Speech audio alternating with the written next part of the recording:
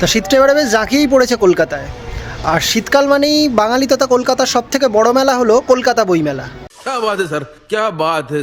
কারণ এই কলকাতা বইমেলাতেই আপনারা হস্তশিল্প মেলা, সরস মেলা, খাদ্য মেলা, সমস্ত রকম মেলার ভাইবস পেয়ে যাবেন। আর যত বছর যাচ্ছে আমি একটা জিনিস দেখতে পাচ্ছি, ভিড় কিন্তু ততই বেড়ে যাচ্ছে। প্রত্যেক বছরই দেখি এবছরের ভিড় গতবারের তুলনায় কিন্তু একটু হলেও বেশি, কিন্তু বই পড়ার মানুষ বছরের পর বছর কিন্তু কমেই যাচ্ছে। এখনকার বইমেলায় কিন্তু টিনটিন, বোমকেশ, ঠাকুমার ঝুলি এগুলোর থেকে তন্দুরি চা, বাম্বু বিরিয়ানি, মথুরা কেক এগুলোর চাহিদা অনেক বেশি। বইয়ের স্টলের থেকে এখানে কেকের স্টল অনেক বড় হয়, আর পাপড়ি চাটের দাম বইয়ের দামের থেকে কিন্তু এখানে অনেক বেশি হয়। সত্যিকারের বইপ্রেমী মানুষও কিন্তু এখানে অনেক থাকে, কিন্তু তাদের থেকেও সংখ্যায় বেশি থাকে বই না পড়া কিছু বুকোহলিক মানুষ। আচ্ছা, কেউ আসে এখানে আইসক্রিম খেতে, কেউ আসে এখানে ট্যাটু করতে, কেউ আসে এখানে মেয়ে দেখতে, কেউ আসে আবার এখানে বই পড়তে। হ্যাঁ, মানে বই পড়তেও কিছু লোক আসে এখানে। এই তো সেবার দেখলাম কোনো এক নামি স্টলের বাইরে তাদের কর্তৃপক্ষের সাথে একটা ছেলের কি বিশাল ঝামেলা।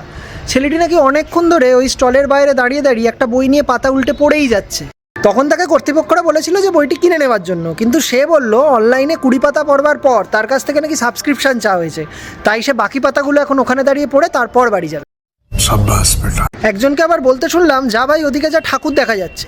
বললাম ঠাকুর দেখা যাচ্ছে, তারপর গিয়ে দেখি কোনো একজন ভদ্রলোককে রবীন্দ্রনাথ ঠাকুরের মতো দেখতে, তার সাথে ছবি তোলার জন্য একটা আলাদা লাইন পড়ে। তারপর শুনলাম ওই মানুষটাকেও আর পাওয়া যাচ্ছে না, মানে হয় তিনি পালিয়েছেন আর নালে তাকে কেউ তুলে নিয়ে চলে গেছে। একজনকে আবার বলতে শুনলাম যে দাদা, কবিগুরুর নতুন যে উপন্যাসটা বেরিয়েছে ওইটা আপনার কাছে হবে? মানে আমি পরিষ্কার শুনতে পেলাম কবিগুরু ওপর থেকে ওই লোকটাকে বেগুনের বাচ্চা বলে গালাগালিও দিল। একজন আবার বলছে একটু ব্যাংকের স্টলটার ওখানে চল তো, পাসবুকটা শেষ হয়ে গেছে, নিয়ে নি। পাড়ার দুই পরিচিত ভদ্রলোকের দেখলাম দেখা হয়ে গেছে মেলায় এসে, দুজনেই ফ্যামিলি নিয়ে এসছে। একজন দেখলাম আরেকজনকে জিজ্ঞেস করলো যে দাদা কি কিনলেন মেলায় এসে? তা তিনি বললেন যে সেরকম কিছু কিনিনি, একটা শুধু ড্রয়িং বই নিলাম, সামনের রোববার পুটুদার ছেলের জন্মদিন, কিছু তো দিতে হবে। তিনি আবার জিজ্ঞেস করলেন যে আপনি কি নিলেন? বলছে আমি কিছু কিনতে আসিনি, তোমার বৌদির দুটো নাইটির একটা গামলা নেবার ছিল, সেই জন্যই তো মেলায় আসা। কোন এই লোক? এই বই মেলাতে বিক্রি হওয়া নাইটিগুলোকেই বোধহয় অভিশপ্ত নাইটি বলে। কোনো এক অল্প বয়সী ছেলেকে দেখলাম পাঞ্জাবি পরে আর কাঁধে ঝোলা ব্যাগ নিয়ে কোনো এক স্টলের বাইরে লাগানো কবিগুরুর ছবির সামনে দাঁড়িয়ে আবৃত্তি করছে। বলছে আজি এ প্রভাতে রবির কর। মানে আমি শুনতে পাচ্ছি কবিগুরু ভর সন্ধ্যেবেলা ওপর থেকে চেঁচাচ্ছেন যে এবার তুই মর, নাহলে আমি নিচে নেবে তোর ওপর করবো ভর। ঢোকার মুখে দেখলাম একজন জিজ্ঞেস করছে যে ভাই আজ অ্যাস্থেটিক ফ্রেম কোন দিকটায় ভালো আসছে বলতো। যাকে জিজ্ঞেস করলো সে আবার হাত তুলে দেখিয়েও দিল কোনো একটা দিকে। আমিও বেশ কৌতূহলী হয়ে তাদের সাথে সেই জায়গায় পৌঁছে দেখলাম একটা খুব সাজানো স্টলের বাইরে কিছু অল্প বয়সী ছেলে চোখে চশমা পরে, পাঞ্জাবি পরে, গায়ে একটা করে শাল জড়িয়ে হাঁটাহাঁটি করছে। স্টলটার বাইরেটা খুব সুন্দর করে সাজানো, মানে ব্যাকগ্রাউন্ডে সত্যজিৎ রায়, রবীন্দ্রনাথ ঠাকুর এদের সব ছবি টবি আছে। তা ওরই সামনে দেখছি সবাই হাঁটাহাঁটি করছে, কেউ দেখি হাতে আবার একটা করে বই নিয়ে নিয়েছে, কেউ আবার গালে হাত দিয়ে কিছু একটা চিন্তা করতে করতে হাঁটছে। আর একদল ছেলেপুলে তো এদের সামনে শুয়ে বসে উল্টে বিভিন্ন অ্যাঙ্গেল দিয়ে এদের ভিডিও করছে আর ছবি তুলে যাচ্ছে। একজন দেখলাম আরেকজনকে বলছে ভাই মোটা কিছু বই কিনেছিস, একটু দের আরে কয়েকটা পিক তুলবো, মানে আলাদাই।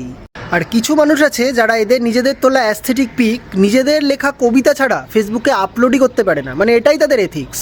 বইমেলায় এসে এরা পিক তুলবে পাঞ্জাবি শাল জড়িয়ে, আর স্বরচিত কবিতার নামে এরা হেগে দেবে ভরিয়ে। তো সেদিন দেখছিলাম কোনো এক বুকোহলিক কাকু বইমেলায় গিয়ে ছবি তুলে সেটা ফেসবুকে আপলোড করেছে, কনিক পোজের মতো করে ধরে ছবি তুলতে।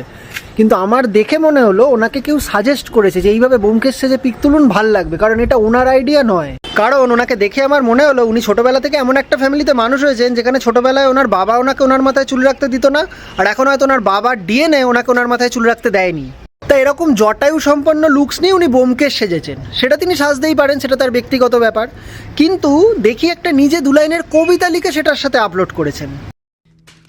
লিখেছে জীবন রহস্যময়, মিলিয়া হারাতে চায় ভাবুকে হৃদয় কোনো এক ঝড়ের অপেক্ষায়। क्या बात, ये बात है। নিচে আবার হ্যাশট্যাগ দেয়া সেলফ লাভ, বুকোহলিক, বইমেলা। মানে এসব দেখে তো আমারই পিলে চমকায়।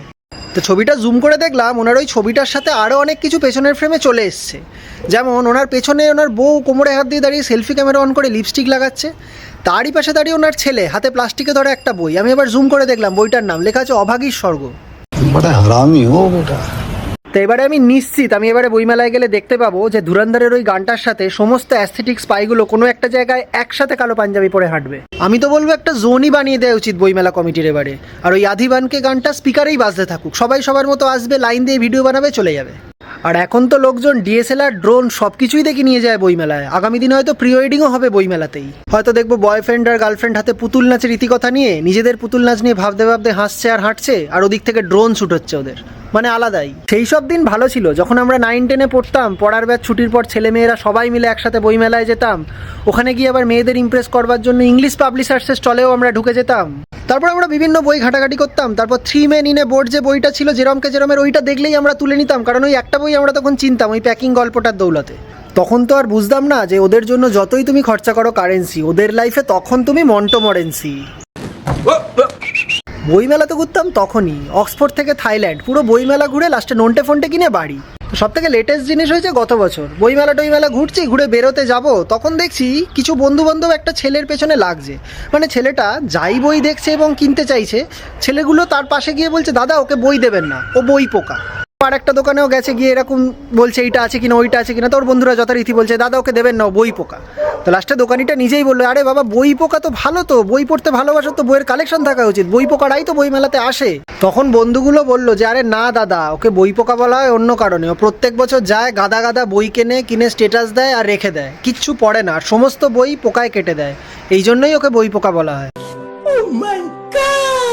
তো এইসব শুনে আর আমি বেশিক্ষণ ওখানে থাকতে পারিনি, সোজা বাড়ি।